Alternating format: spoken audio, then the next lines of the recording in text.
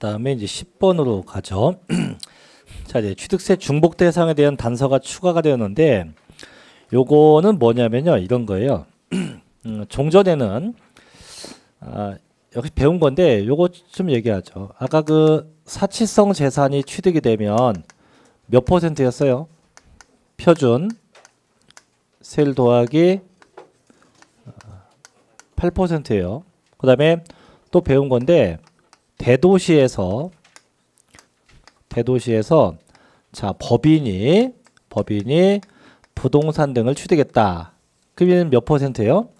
표준 세율의 몇 배? 3배 빼기 4%예요. 이렇게 이제 구분됩니다. 근데 요 두 개가 믹싱된 거예요, 믹싱. 뭔 얘기냐면 대도시에서 법인이 취득을 한 부동산이 그게 일반 부동산이면 3배 빼기 4%인데 얘네가 산 게 뭐였다? 산 게 사치성 재산 이렇게 되는 거죠. 그러면 사치성 재산만 놓고 따지면 요만큼 준 거고 대도시가 취득하면 요만큼 준 건데 대도시 내 법인이 사치성 재산을 샀다. 이 두 개가 중복되면 그럼 몇 %만큼 세금을 부과할 거냐 이런 문제예요. 근데 어떻게 하냐? 두 개가 동시에 중복이 되는 형태라면 이때는 표준 세율의 몇 배? 3배 빼기가 아니고 플러스 4%만큼 과세했어요. 이렇게. 그래서 법인인 대도시 내 법인이 사치성 재산 취득하면 이렇게 중과가 되는데 이러다 보니까 한 가지 문제가 생긴 게 있어요. 뭐냐면 바로 사치성 재산 중에 고급 주택이에요. 고급 주택. 자, 그러면 예를 듭시다. 자, 가령 대도시의 법인이요. 자, 법인이 취득한 게 별장 나왔다.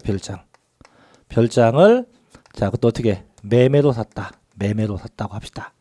매매로. 금액은 1억 원이나 합시다. 1억. 그럼 얼마 곱하기?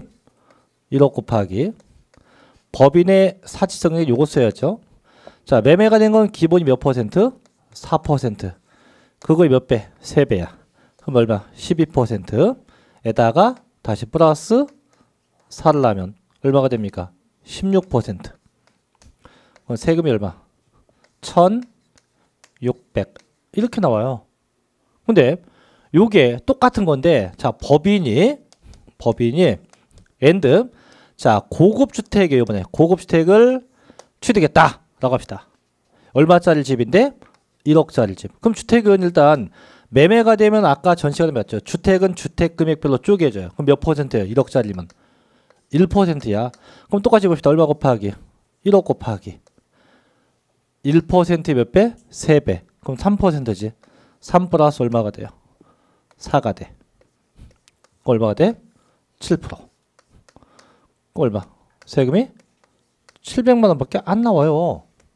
그럼 똑같은 사치성 재산인데 이게 가만히 보니까 별장을 취득하면 얼마인데 1600인데 이게 주택이 되다 보니까 요만큼밖에 안 나오거든요. 그래서 고급 주택에 대해서만큼은 별도의 이유를 써요. 이걸 안 쓰고 원래 이건데 다만 그 취득한 게 이제 뭐였다면 고급 주택이었다면 요건 세율을 달리하자 이거죠. 그게 이제 우측에 단서가 붙었죠. 어떻게? 다만 유상거래로 취득한 주택, 이 주택은 고급 주택이에요. 이 경우는 해당 세율에다가 자, 중과기준세율 얼마? 2%지. 그거에 100분의 600 합이 얼마? 12%를 합쳐서 적용한대요. 그럼 어떻게 하나? 이렇게 하는 거죠. 자, 이걸로 예를 들면 똑같이 얼마? 1억 곱하기 뭐에다가 해당 주택의 세율 1억이면 몇 %예요? 1%에다가 and 얼마를 더 놓아라? 12% 더 놓아라. 얼마가 돼? 13%. 그걸 얼마 내게 하겠다? 1,300을 내게 한다. 이런 얘기예요. 이게 아니고. 그래서 결국은 정부가 세금을 더 걷겠다 덜 걷겠다. 더 걷겠다. 그래서 법인이 고급주택 취득하면 이렇게 규정을 적용해서 똑같은 1억이어도 똑같은 사치성 재산이어도 세금을 더 걷는 방법을 취하는 겁니다. 그래서 그 우측에 있는 게 올해 추가가 된 거니까 얘도 참고 삼아서 알아둬야 돼요. 자, 그 다음에 밑에 11번째 취득세실 특례 추가인데 뭐가 추가되냐면 옆에 보니까 결국 원목을 생산하기 위한 임목의 취득인데 저희가 취득세에서 이런 게 있었어요. 취득세실 특례 중에 뭐가 있었냐면 특례 중에 표준 세율 마이너스 2%인 게 있어요. 그래서 첫째 뭐 환매가 된 경우, 두 번째 상속받은 경우, 상속에서 두 가지가 있죠. 자격농지하고 그 다음에 1주택하고 이렇게 상속된 경우, 그 다음에 법인의 합병인 경우, 그 다음에 공유물이 분할된 경우, 건축물이 이전된 경우, 이혼 시 분할된 경우 이렇게 있는데 하나가 더 생긴 거예요. 그게 맨 마지막에 뭐가 생겼다? 원목을 생산하기 위한 뭐의 취득? 임목의 취득. 임목의 취득이 더 생긴 거예요. 그래서 저희가 지난번에 배울 때 어떻게 배웠냐면 환, 상, 법인의 합병으로 분할과 이전과 이혼되었다. 에다가 하나 뭐가 추가된 거예요? 임목. 그래서 환상법인 합병으로 분할과 이전과 이혼되고 임목이다. 그래서 임목이 더 추가가 됐다. 이건 나중에 제가 심화 과정 때 다시 할 겁니다. 그래서 임목의 취득이 추가가 됐고, 자 이제 그대로 우측으로 갑니다. 자 11쪽인데 자 취득세 세율 특례가 적용되는 1가구 1주택의 기준, 그게 뭐냐면 요거 저희가 상속받은 게 그냥 자 일반 상속부터 합시다. 일반 상속일 때 농지가 상속이 되면 2.3%고요. 농지가 아닌 기타가 상속이 되면 2.8%예요. 근데 그게 그냥 농지가 아니고 어떤 농지? 자격 농지. 즉 저희 아버지도 농사꾼, 저도 농사꾼. 이 얘기 했죠. 그죠? 둘 다 농사꾼이면 농지가 상속이 되면 2.3이 아니고 2.3에서 얼마를 뺀? 1을 뺀 얼마만 내게 한다? 0.3%만 내게 한다. 이 얘기고, 또 내가 상속받은 게 농지가 아니고 기타 물건이면 2.8인데 다만 뭘 상속받으면? 주택. 1주택이 상속이 되면 2.8에서 얼마를 뺀? 1을 뺀 0.8%만 물게 한다 이거죠. 그럼 여기서 대체 1주택이 그럼 뭡니까? 이 주택의 내용을 더 빡세게 정한 거예요. 빡세게. 종전에는 그냥 1주택이었어요. 1주택이다 보니까 이걸 대체 그럼 누가 상속받냐? 가령 예를 들면 이거죠. 저 1주택을 지난번 얘기할 때는 가령 자 저희 아버지가 계시고 자 저희 형이 있고 내가 있고 내 동생이 있다. 아버지가 사망했어요. 자 주택이 있는데 주택에 상속이 돼요. 형도 집이 있는 상태고 나도 집이 있는 상태고 동생은 집이 없는 상태다. 그럼 누가 받아가야만 된다?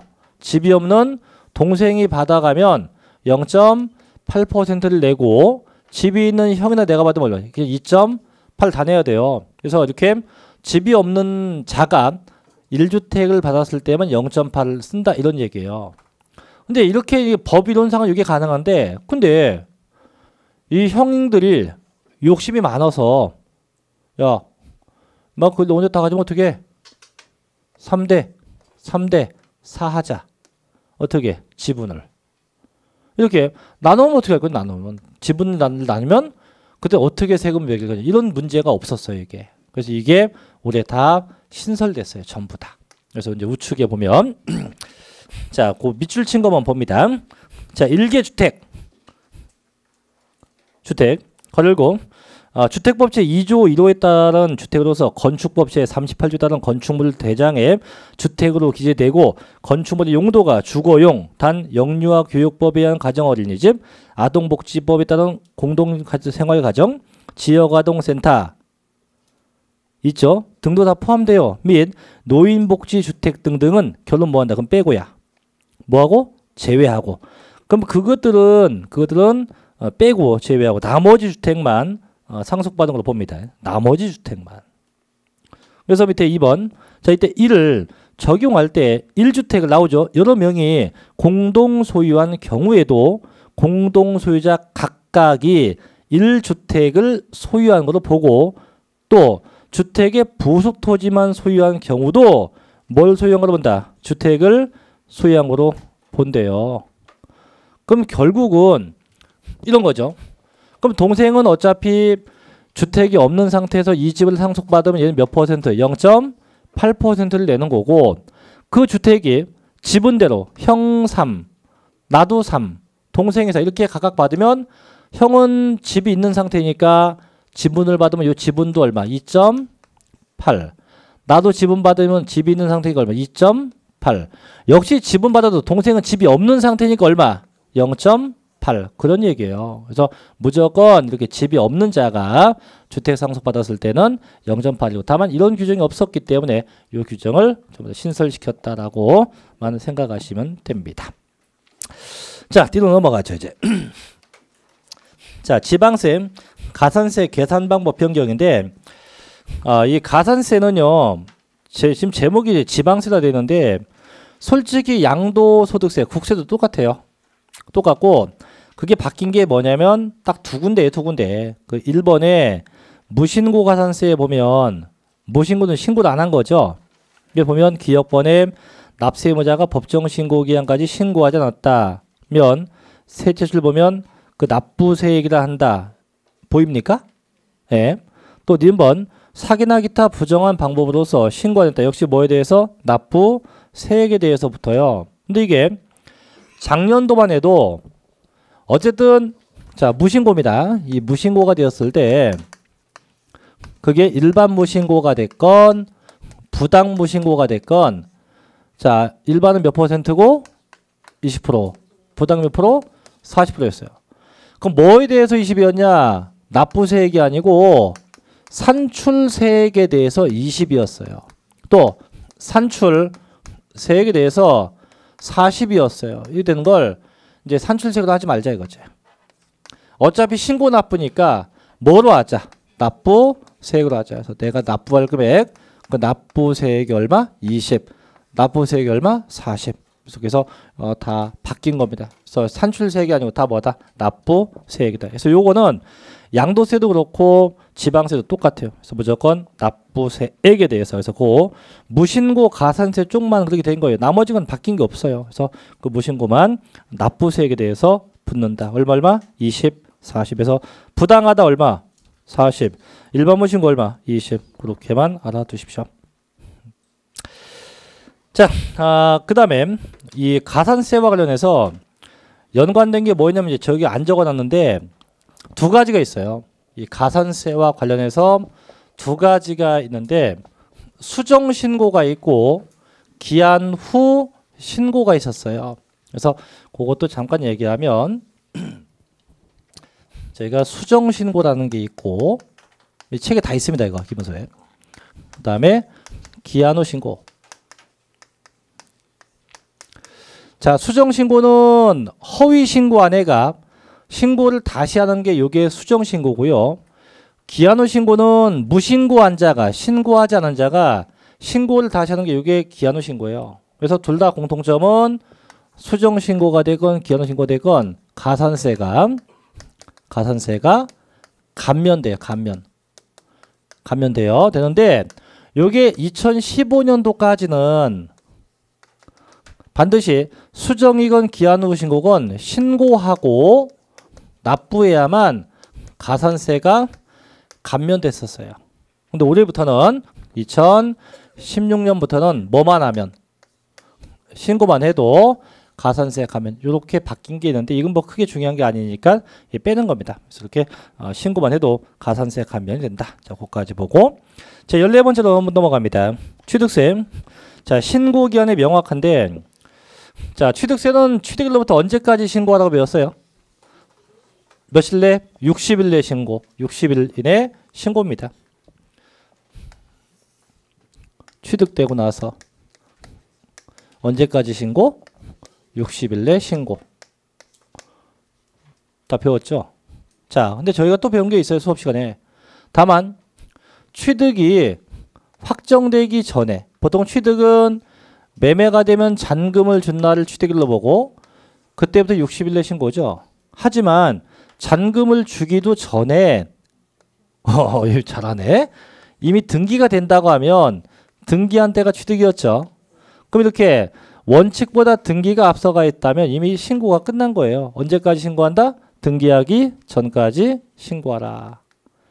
그래서 이게 이제 책의 그 왼쪽에 보면 종전에는 그냥 재산권과 권리 등의 등기를 할 때 언제까지 등기 등록하기 전까지 신고한다 이렇게 된 걸 옆에 이제 딱 부러지게 1항부터 3항까지의 신고 납부 기한 내에 그다음 똑같죠. 그 전에 공부하면 등기하면 언제까지? 등기하기 전까지 신고다. 그럼 그 1항, 2항, 3항이 뭐냐? 1항은 이거 일반적인 신고 납부야. 자, 그럼 2, 3항은 됐고 또 하나 더 배운 거 이거예요. 이게 이제 3항인데 이거 있어요. 처음에 취득할 때는 일반 과세 물건이었지요.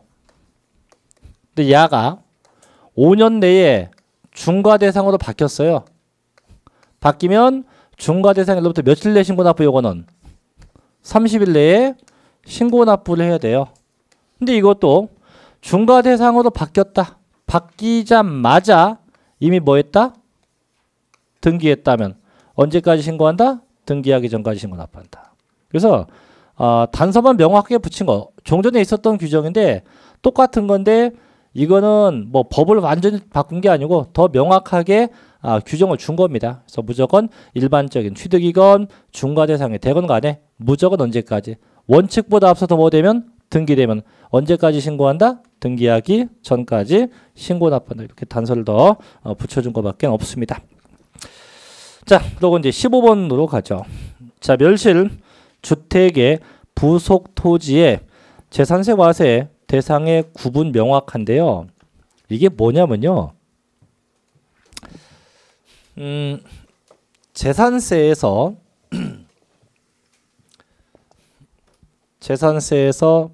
토지는 과세 방식이 몇 가지였어요? 세 가지. 종합, 합산 대상 토지, 또 별도, 합산 대상 토지, 그 다음에 분리과세 토지. 6개, 그죠? 그 다음에 주택은 어떻게 과세냐면 그 건물 부분하고 뭐하고 주택의 토지, 부속 토지를 합쳐서죠. 그래서 주택은 토지에 대한 세금이 없어요. 건물과 주택을 합쳐서 한꺼번에 무슨 분 세금으로 부과한다? 주택분 재산세로 부과한다. 이렇게 배웠어요. 그럼 종합합산 토지는 무슨 땅? 나대지. 별도합산은 무슨 땅? 빌딩용 땅이나 기타 사업용 땅. 자, 분리과세 농지 같은 거죠. 이렇게 토지가 구분됐어요. 그래서 구분되어 있고 다만 몇 번을 얘기했지만 주택용 땅은 별도의 토지분 세금이 있다 없다? 없고 항상 뭐로 과세한다? 주택분 재산세로 과세해요. 단 이 주택용 땅이 주택분 세금이 되기 위해서는 반드시 위에 주택이 있어야 돼요. 이렇게 주택이 있어야만 그 땅도 무슨 분 세금? 주택분 재산세가 되는 겁니다. 자, 그런데 어떤 일이 생겼냐면 분명히 주택이 있었어요. 근데 이번에 이 주택이 천둥번개 맞아갖고 집이 망가졌어요. 그래서 에이 잘못 철거했어요. 주택을. 그 땅만 남았어요. 그럼 얘는 땅만 남았어 이제. 그럼 얘를 주택용 땅으로 계속 봐야 된다? 아니 집이 없으니까. 그럼 뭐로 볼 거냐? 나대지냐? 별도합산이냐? 분리과세냐? 뭐로 볼 거냐 이거죠. 뭐로 봐야 돼? 나대죠? 또 일단 분리과세는 안 되겠죠, 그죠? 농지 아니니까 그건 안 돼. 그럼 둘 중에 하나야. 얘도 봐요. 얘도 본다고. 그래서 주택이 뭐 되면 철거되면 뭔 토지? 별도 합산 대상으로 본다 이 얘기입니다. 단 조건이 있을 거예요. 보죠. 그래서 우측에 보면 법제 106조 제1항 2호 다목에서 대통령령에 정한 부수토지단 과세기준 현재 건축물 또는 주택이 사실상 철거 멸실됩니다. 된 날로부터 자 나와 있죠. 이게 단서요. 몇 개월 지나지 않은 거 6개월 지나지 않은 거예요. 그럼 얘를 바꿔 얘기하면 자 이제 주택이 철거됐어요. 철거된 땅은 무슨 과세한다고? 별도 합산과세. 단 그의 연도 언제 현재 6월 1일 현재 철거된 날부터 요때까지가 몇 개월이 지나지 않아서 된다. 6개월. 6개월이 안 지났으면 무슨 과세 해주고 별도 합산 과세 해주고. 근데 6개월이 홀랑 지났네. 그럼 아까 얘기한 게 맞아요. 그냥 빈 땅이니까 무슨 과세? 종합 합산 과세 되겠죠. 그래서 주택이나 건물이 철거되고서 그해 년도 6월 1일 현재 철거일로부터 몇 개월이 아직 안 됐으면 6개월이 아직 안 됐으면 무슨 과세 한다고요? 별도 합산 과세. 상식적으로 이건 원래는 종합합산 과세가 원칙이에요. 원래는 종합합산 과세인데 그래도 모르잖아. 또 다시 집을 질지 뭐 할지는 모르니까 몇 개월 동안은 그럼 봐준다. 6개월 동안 결정을 해 이거죠. 그래서 6개월 지나면 나대지가 되고 6개월이 경과가 안 되면 계속해서 뭐 한다. 별도 합산 과세 해주겠다. 그런 규정입니다. 자, 그 다음에 뒤로 넘어가서 16번 양도 소득세 과세 대상이 추가가 됐어요. 지난주도 얘기했고 아까도 얘기했어요. 뭔 상품? 파생상품. 그냥 내비둬요. 그냥 파생상품이야. 그게 뭔지도 알 것도 없고 뭐라고 생각해도 혹시 이거 집에서 지난번 찾아보신 분 파생상품이 뭔지 인터넷 검색해 보신 분 안 해봤어요? 그냥 하지 말란다고 진짜 안 합니까? 그거 해보면 써있는 게 이거예요.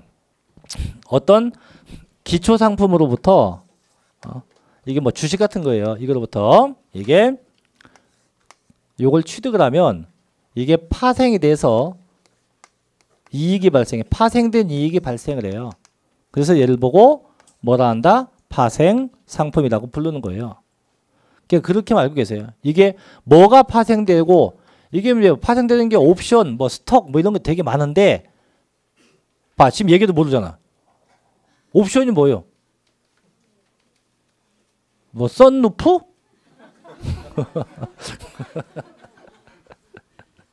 그 스톡은 뭐예요? 스톡. 카톡의 준말 스톡 그거 아니에요. 그래서 그래 이 얘기를 제가 얘기를 다 하고 싶어도 솔직히 이걸 어제 그저께 월요일 해봤거든요. 한번 혹시 몰라서 그 학원에 어떤 분이 해달라고 해서 해줬는데 그분이 나중에 어때요? 죄송합니다. 괜히 했다고. 그래서 그냥 이런 뭐 파생상품이 추가되었다. 다만 얘만 기억합시다. 이 파생상품이요. 박스에 보면 땡구라미가 하나, 둘, 셋, 넷, 5개가 돼 있죠? 있습니까? 거기서 세 번째 동그라미 구분계산에서 다른 소득과 구분하여 계산하고 기본공제가 250이 되는데 조심할 건 장기 보유 특별공제는 안 됩니다. 뭐는 되고 기본공제 되고 뭐 안 되고 장기 보유 특별공제가 안 됩니다. 그 다음에 밑에 신고 납부인데 제가 아마 입문 강의 때 배운 분도 있을 거예요. 양도세는 신고가 두 가지죠. 예정 신고가 있고 확정 신고가 있는데 얘는요. 확정 신고만 하면 돼요. 예정 신고 의무가 없어요. 면제입니다. 그래서 확정 신고만 한다. 언제부터 언제까지? 매년 5월 1일부터 5월 31일까지. 그래서 확정 신고만 하고 예정 신고 의무는 있다 없다? 없다. 그래서 그 두 개만 참고로 알아두시면 됩니다. 자, 요측에 17번째로 가죠. 양도 소득세 과세 대상 대주주의 범위인데 자, 이것도 지난주에 배웠던 건데 한 번만 더 얘기하죠. 자, 양도 소득세 대상 중에 주식이 있어요. 주식은 둘로 구분하죠. 자, 뭐가 있고 상장 주식. 그래서 일반인에게 공개된 주식이 있고 상장이 안 된 건 뭐도 있어요? 비상장 주식 두 가지입니다. 근데 보통 저희가 주식을 투자한다는 건 전부 다 상장 주식이에요. 근데 이 주식은 원래가 양도세가 있다 없다? 없다. 원래 세금 안 내요. 그럼에도 불구하고 과세가 되는 때가 있어요. 세금 낼 때가 있어요. 가끔은. 언제냐? 둘 중에 하나입니다. 이게. 그 주식을 장내, 증권시장 내에서 양도한 경우와 장외, 증권시장 밖에서 매매한 경우 두 가지입니다. 그래서 증권시장에서 매매했다. 뭐 현대증권 그 증권회사에 가서 매매하면 이때는 원래 과세 안 한다고요. 근데 내는 때가 있대. 누가 양도했을 때? 얘가 누군데? 대주주가 양도했을 때. 다만 얘가 장외에서 양도했다. 증권회사 바뀌면 그때는 대주주가 양도했건 일반 주주가 양도했건 무조건 다 뭐한다? 과세한다. 그럼 대체 주식을 어느 정도 갖고 있느냐 그 얘기예요. 그래서 개정된 게 보니까 일반 코스피 주식은 얼마? 지분율이 1%를 넘는다든가 또는 1%인데 얼마? 시가총액이 25억 이상인 자. 그럼 제가 삼성전자 주식을 1.5% 갖고 있다. 그럼 뭐가 돼요? 대주주. 단 0.8%밖에 안 돼요. 근데 그 주식가 금액이 30억이야. 그럼 그것도 뭐가 돼요? 대주주. 그래서 둘 중에 하나입니다. 대신 두 번째, 그게 코스닥 주식이다. 라고 하면 지분율 얼마? 2%. 또는 시가총액 얼마? 20억 이상에서 둘 중에 하나씩 해서 일반 코스피는 1%나 25억. 코스닥은 2%나 20억. 그래서 그 이상인 자를 다 뭐라 합니까? 대주주. 그럼 아까 과점주주는 몇 %예요? 50% 초과. 이게 헷갈리면 안 됩니다. 그래서 취득세에서 과점주주는 몇 % 초과요? 50% 초과요. 대주주는 얼마다? 1% 혹은 25억, 2% 혹은 20억. 그렇게 정리되면 되고.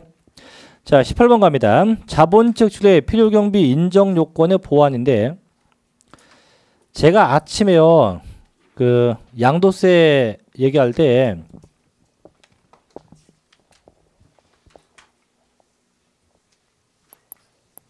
또 오늘 외부에서 오신 분들은 아침에 네가 뭔 얘기를 했는지 내가 어떻게 하냐 할 텐데 약간 얘기했어요. 아침에 뭘 얘기했냐면 자 수업 시간에 자 양도가액에서 빼기 뭘 빼요?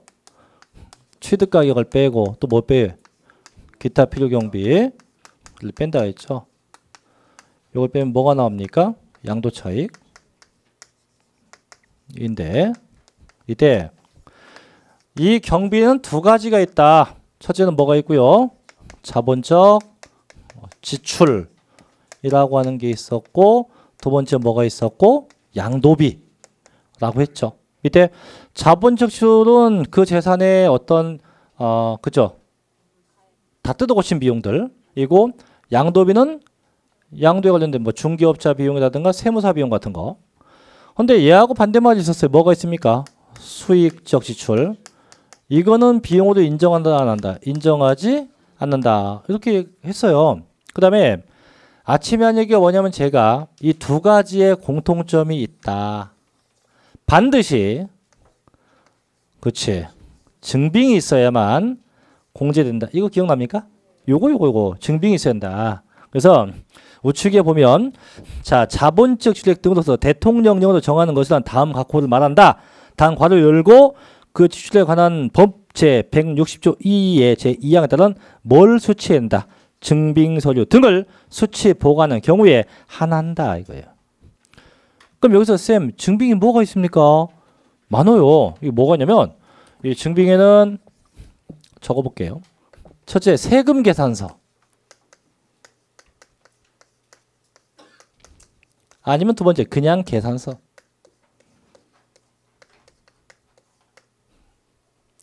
그 다음에 저희가 밥 먹고서 맨날 떼달라는 거 있죠. 뭐 오케이 현금 영수증 현금 영수증.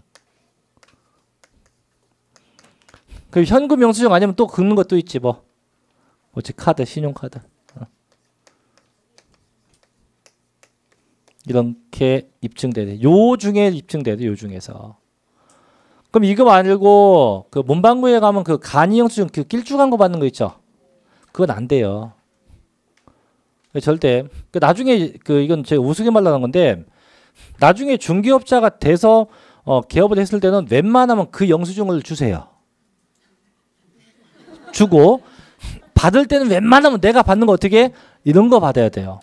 줄 때는 뭘 주고 간이 아예 안 줘도 돼 그냥. 웬만하면 그것도 주지 마. 증빙이 될 수 있으니까.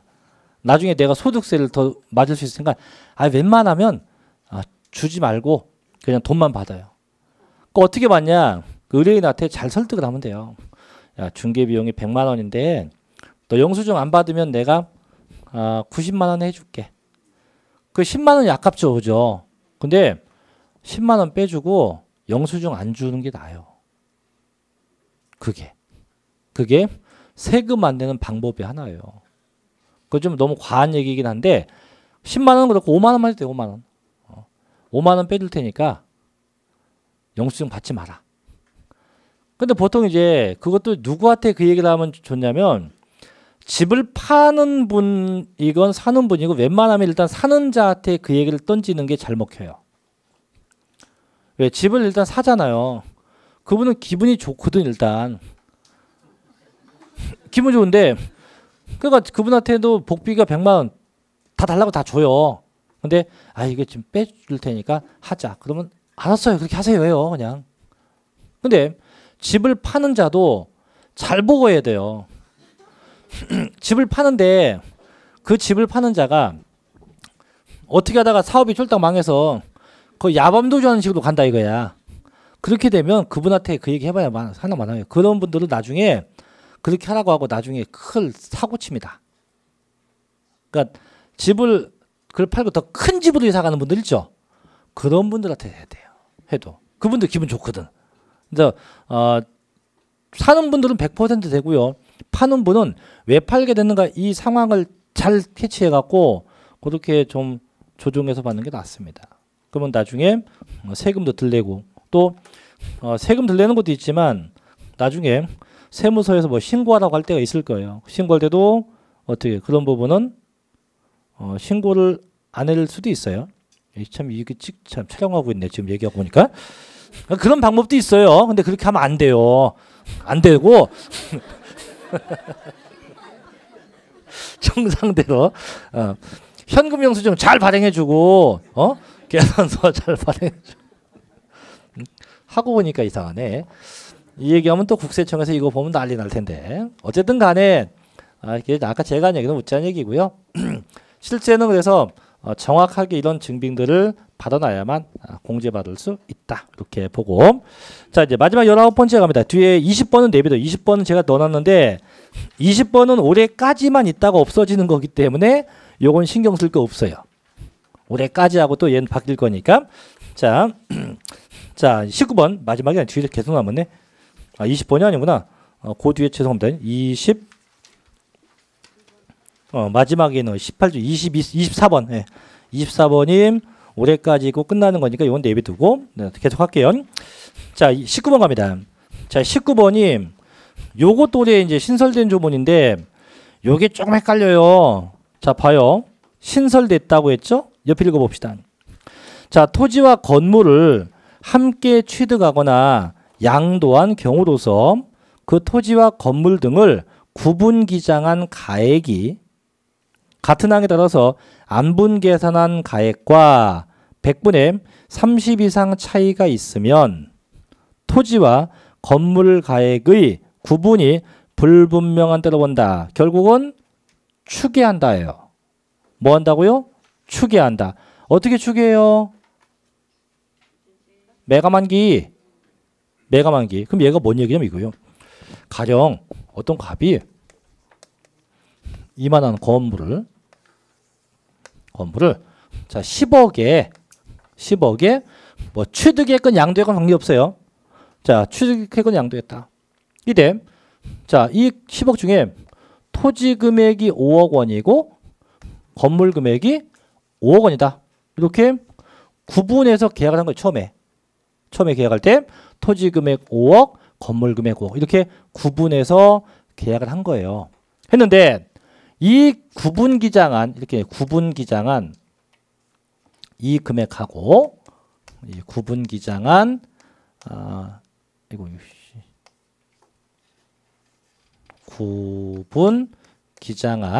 이 금액하고 이 금액을 아까 합의 얼마였어요? 10억이야. 이 10억을 구분 기장하지 않고 얘를 안분하는 거예요. 어떻게? 건물과 토지의 가격 비율로. 이게 지방세는 시가 표준액으로 안분한다고 하는데 지금 얘는 양도세 국세거든요. 그래서 얘는 말만 바꾸면 돼요. 뭐의 비율로? 기준 시가로. 기준 시가로. 이렇게 요 비율로 안 보내. 그럼 내가 매매한 금액은 10억인데 정부가 정한 건물값이 있을 거 아니에요. 그죠? 건물값이 보니까 정부가 정한 기준 시가가 2억이래. 2억. 자, 정부가 정한 땅값도 있네. 이게 얼마야? 이게 금액이 3억이래. 그러면 이 금액 비율로 이익을 나눠버린 거예요. 어떻게? 건물부터 갑시다. 10억 곱하기 총 건물을 총 얼마? 5억이지? 5억 분의 건물 금액 얼마? 2억. 얼마 나옵니까? 4억. 이게 안 분한 금액이에요. 그 다음에 뭐 토지나 할 거 없지. 얼마 나오면 토지는 6억 나오겠죠. 그죠?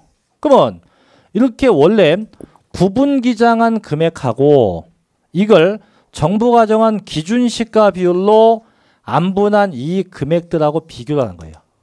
그럼 토지만 가봅시다. 5억하고 6억입니다. 얼마 차이 나요? 1억 나지? 그러면 이 안분 계산한 이 구분 기장한 금액을 기준으로 해서 이 금액하고 요 토지 금액하고 얼마 이상 차이 나면 15% 넘게 차이 나면 이 금액은 거짓으로 본다니. 거짓으로. 그러면 5억의 30%면 얼마예요? 5, 3, 15야. 얼마야? 1억 5천이 넘게 차이가 발생하면 걔는 저 금액이 부당한 건데 지금 얼마밖에 차이 나요? 1억밖에 안 나죠? 그럼 이 금액은 실질 금액으로 봐준다 이거지. 다만 그게 1억 5천이 넘게 30%가 넘게 차이가 발생하면 이 금액은 분명히 거짓이다 이렇게 본다는 얘기예요. 그래서 안분, 자 구분 기장한 금액하고 뭐의 비율로? 시가, 마지막까지 기준 시가 비율로 안분해서 나온 금액하고 비교해서 얼마 이상 차이 발생하면 30% 이상 차이가 나면 무조건 뭐로 본다? 얘는 이 실질 매매가를 거짓으로 본다. 불분명한 거로 보고 뭐 어떻게 한다? 추계해서 매감한계도 추계해서 세금을 과세하겠다라고 하는 겁니다. 자 넘어갑시다. 이제 20번 갑니다. 자 비사업용 토지인데 올해부터 장기보유 공제가 돼요. 그래서 비사업용 토지도 보유기간이 3년 이상 되면 장기보유가 돼요. 되는데 언제부터 된다?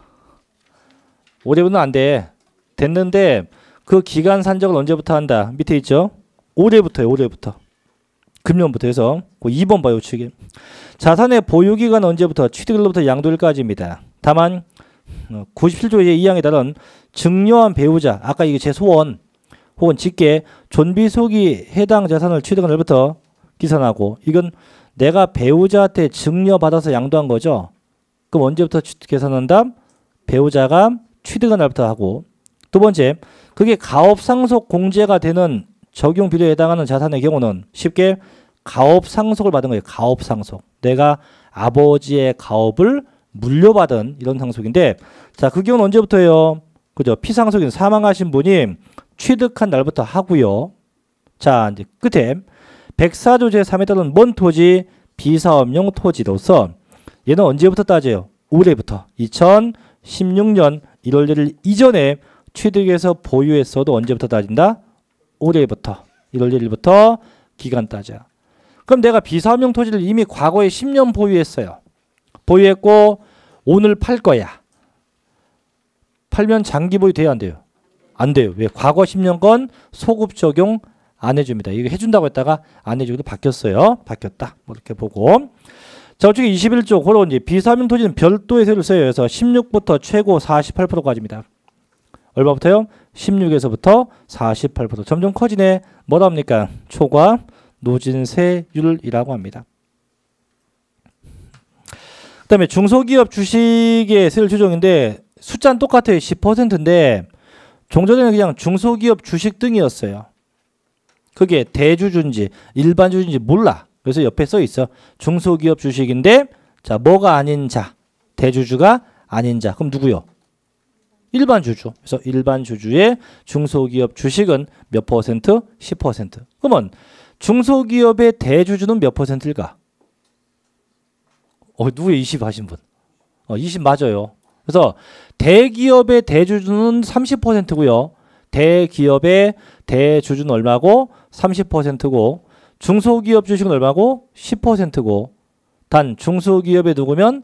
대주주면 몇 %고? 20%입니다. 뭐 다 적지 마요. 그냥 그렇게 말 다 참고로 보고. 자, 23번 마지막입니다. 물납제도 폐지. 이건 몇 번 얘기죠, 그죠? 그래서 양도세가 작년도까지는 물납이 있었지만 올해는 물납이 폐지돼서 더 이상 물납될 수 있다 없다? 없다라고 합니다.